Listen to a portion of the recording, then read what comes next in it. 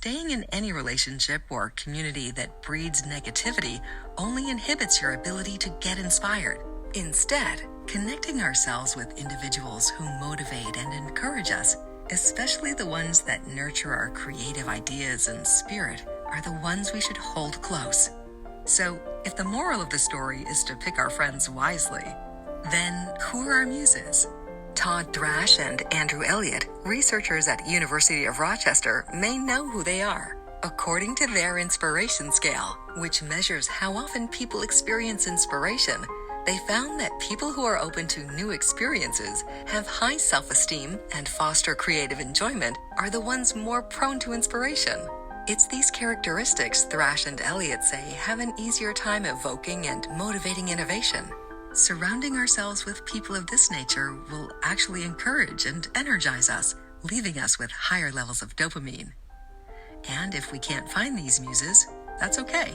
It's not like there's a store where we can buy these magical fairies.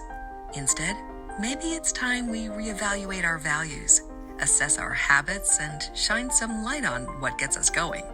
Sonia Roche, a psychologist, coach, and mindfulness trainer, says that our values play a large role in sparking inspiration.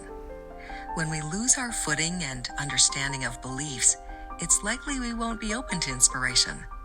We probably won't even recognize the good in front of us. We're just too clouded, too distracted.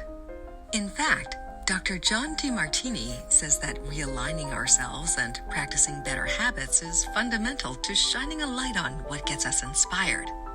Building habit awareness, especially around health, money management, productivity, organizational skills, and relationships, will help us understand how bad habits infringe on positive behavior.